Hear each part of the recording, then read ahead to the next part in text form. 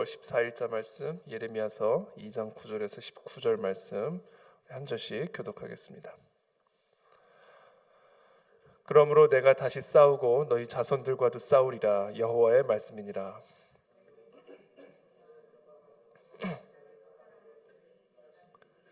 자세히 살펴보라. 어느 나라가 그들의 신들을 신 아닌 것과 바꾼 일이 있느냐? 그러나 나의 백성은 그의 영광을 무익한 것과 바꾸었도다. 너 하늘아, 이 일로 말미암아 놀랄지어다. 심히 떨지어다. 두려워할지어다. 여호와의 말씀이니라.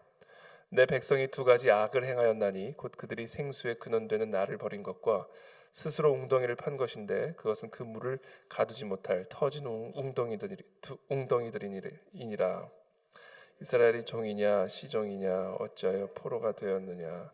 어린 사자들이 그를 향하여 부르짖으며 소리를 질러 그의 땅을 황폐하게 하였으며 그의 성읍들은 불타서 주민이 없게 되었으며 놉과 다바네스의 자손도 내 정수리를 상하였으니 내 하나님 여호와가 너를 길로 인도할 때에 네가 그를 떠남으로 이를 자취함이 아니냐. 마시려고 애굽으로 가는 길에 있음은 어찌됨이며 또 네가 그 강물을 마시려고 아수르로 가는 길은 어찌됨이냐. 함께 읽습니다. 내 악이 너를 징계하겠고 내 반역이 너를 책망할 것이라.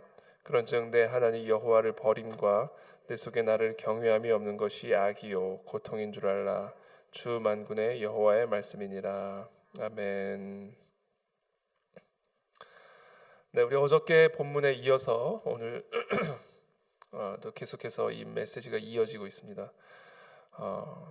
광야에 있을 때 하나님을 잘 따르던 이스라엘 백성들, 낮에는 불기둥으로 또 밤에는 낮에는 구름 기둥으로 또 밤에는 불기둥으로 이들을 이끄시고 또 광야에서 하늘에서 내려오는 만나와 양식으로 먹이셨던 그 하나님을 경험하였던 이스라엘 백성들. 그래서 어제 본문 말씀처럼 예레미야서 2장 2절에 보면 네 청년 때의 인애와 네 신혼 때의 사랑을 기억하노니 곧 씨 뿌리지 못하는 땅 그 광야에서 나를 따랐음이니라. 이 광야에서의 이 이스라엘 백성들과 하나님과의 관계를 신혼의 때로 비유를 하고 있죠. 그렇게 신혼 시절에 애틋한 그 청년의 사랑을 나누었던 이 하나님과 이 이스라엘 백성들이 관계가 이제 틀어지게 되는 것이죠. 그래서 5절에 어저께 본문입니다. 예레미야서 2장 5절에 보면 나 여호와가 이같이 말하노라. 너희 조상들이 내게서 무슨 불의함을 보았기에 나를 멀리하고 가서 헛된 것을 따라 헛되이 행하였느냐. 갑자기 어느 순간 이스라엘 백성들이 하나님을 멀리하기 시작하는 것이죠. 도대체 하나님 안에서 어떤 불의함을 보았기 때문에 갑자기 이들이 하나님을 멀리하기 시작했던 것일까? 6절부터 그들의 상황들을 이야기하시죠.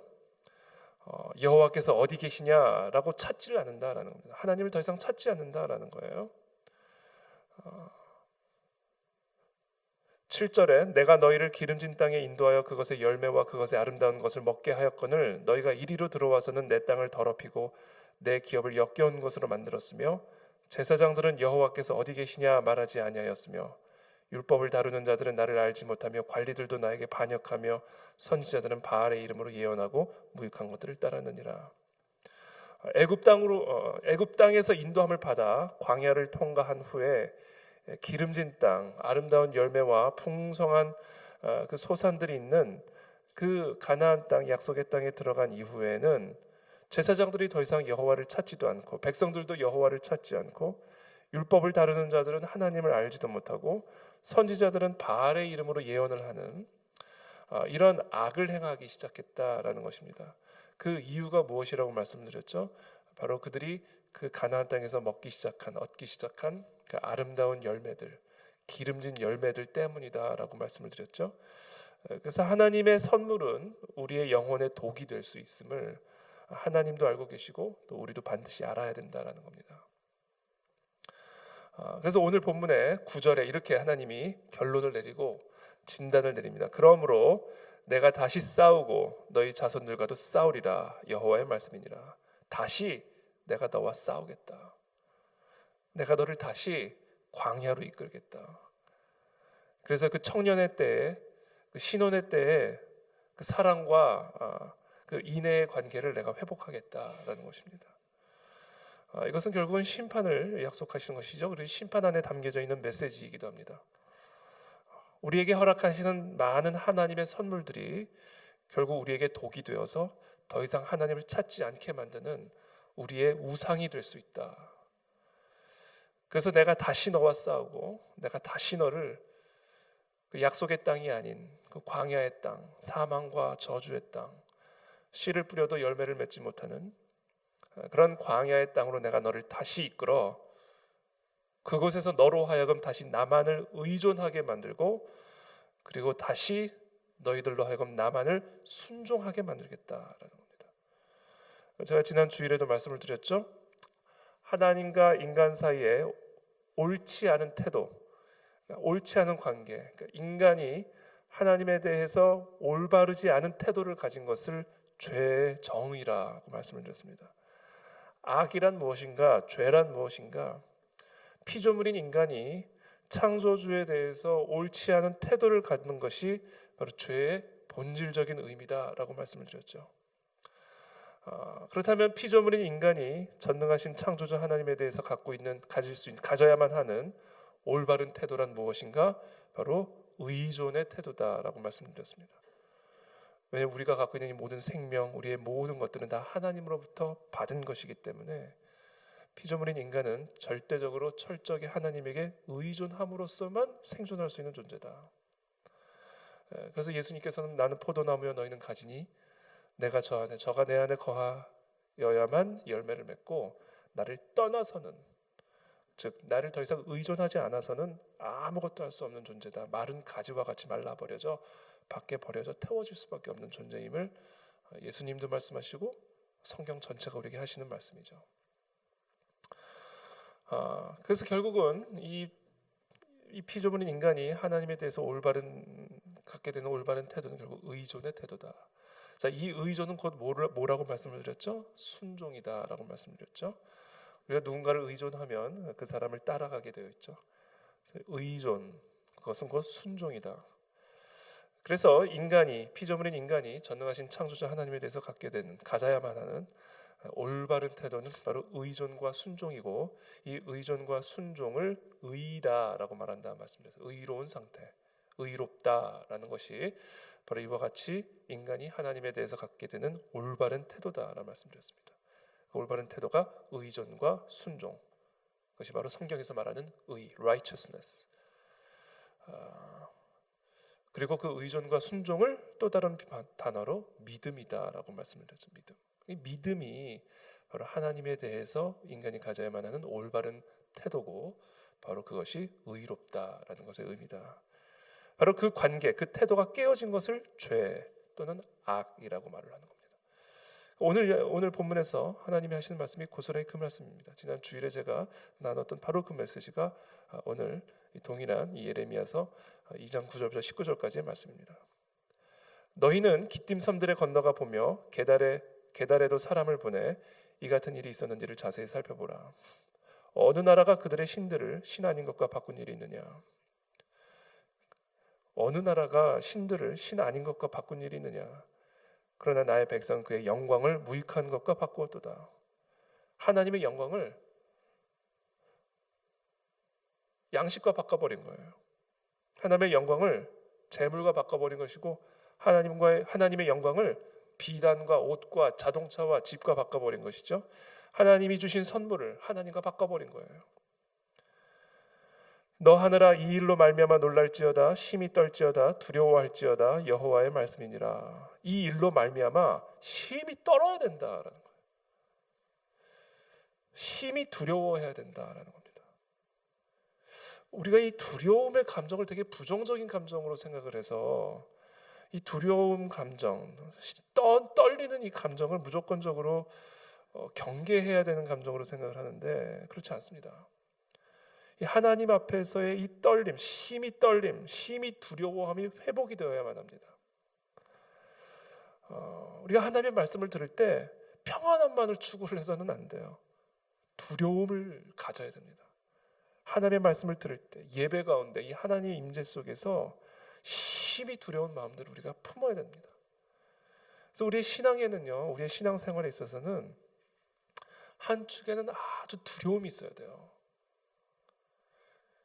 그리고 이 두려움이 있을 때 우리가 진정으로 하나님 앞에 올바른 태도를 갖게 되고, 즉 의존과 순종의 의로운 상태 속에 거하게 되고, 그 의로운 상태 속에 거하게 될 때 그 의로부터 말미암는 참된 평안을 누릴 수가 있게 되는 겁니다.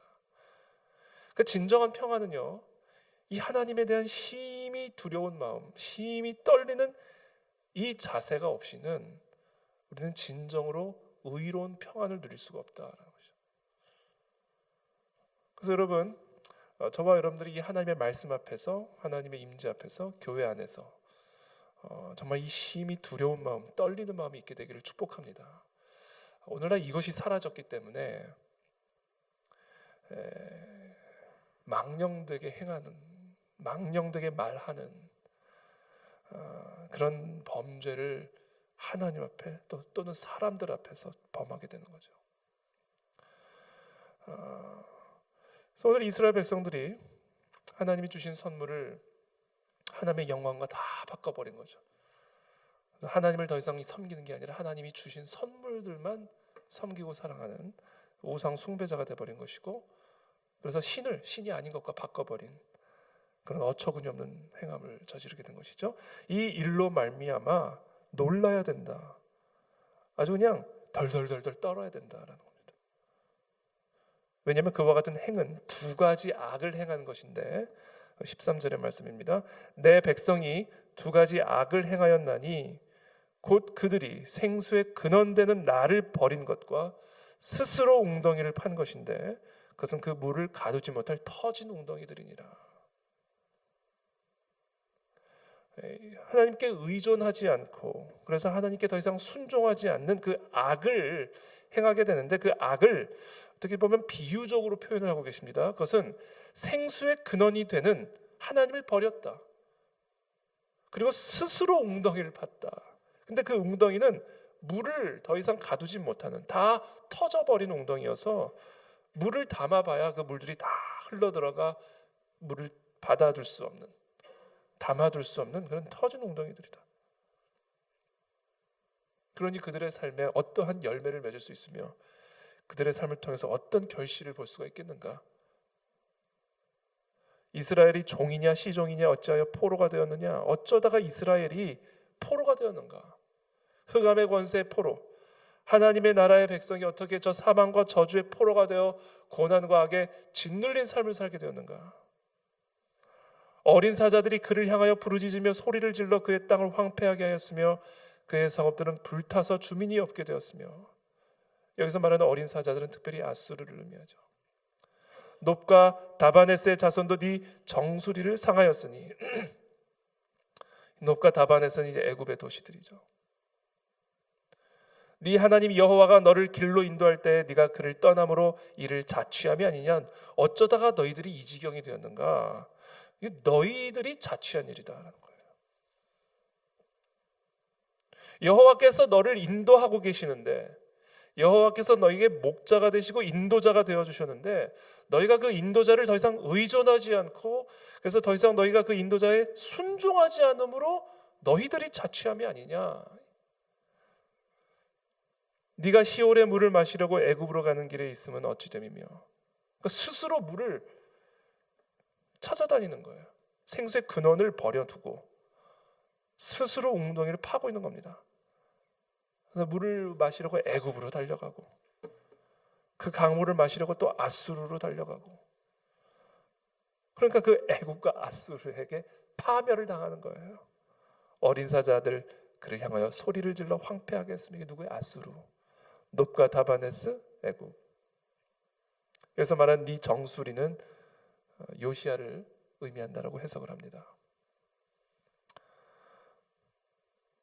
그러니까 시온의 물을 마시기 위해, 도움을 얻기 위해, 힘을 얻기 위해, 힘의 근원 대신, 생명의 근원 대신, 평안의 원천이 되신 여호와 하나님을 버려두고 스스로 애굽을 찾아가고 아수르를 찾아가니 결국 그 애굽과 아수르의 종이 되어 흑암의 권세에 사로잡혀 들어가 그들로부터 물을 얻기는커녕 그들에 의해 황폐하게 되어지고 정수리가 상해지는 고난과 악에 짓눌린 그런 비참한 처지가 되었다라는 것이죠.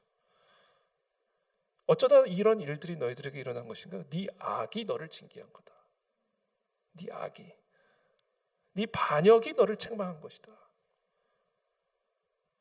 그런즉 네 하나님 여호와를 버림과 네 속에 나를 경외함이 없는 것이 악이요 고통인 줄을 알라. 주 만군의 여호와의 말씀이니라. 여러분, 오늘 이 말씀을 두렵고 떨림으로 기억하시고 스스로 우리의 웅덩이를 파고자 하는 이 하나님으로부터의 독립, 스스로의 힘과 내재된 자원을 가지고 내재된 내 재원과 지혜와 능력으로 내 생명을 지키고 행복을 추구할 수 있다라고 하는 그 모든 환상, 그 모든 망상을 버리고 이 시간 겸허하게 두렵고 떨리는 마음으로 여호와 하나님께 돌아와 그 하나님만을 의존하며 생수의 근원 되신 그 하나님만을 의지하여 순종함으로 다시 한번 그 하나님의 그 거룩한 생수의 은혜를 누리는 복된 우리 모두가 되시기를 예수 그리스도의 이름으로 축복합니다. 살아계신 주님 감사합니다. 오늘 이 시간 우리에게 주신 이 말씀을 기억하고 두렵고 떨림으로 정말 하나님의 그 말씀 앞으로 돌아가 우리의 모든 우상들을 내려놓고 오직 여호와 하나님만을 의존하고 순종함으로 하나님으로부터 말미암는 모든 생수의 은혜와 능력을 평안을 누리는 우리 모두가 될 수 있도록 이 새벽에도 우리에게 은혜를 베풀어 주옵소서. 우리는 마치 포도나무에 붙은 가지와 같이 시절을 쫓아 과실을 맺으며 하나님께 영광을 돌리는 그런 복된 삶이 되어질 수 있도록 오늘 이 새벽에도 은혜를 베풀어 주옵소서. 예수 그리스도의 이름으로 기도하옵나이다. 아멘.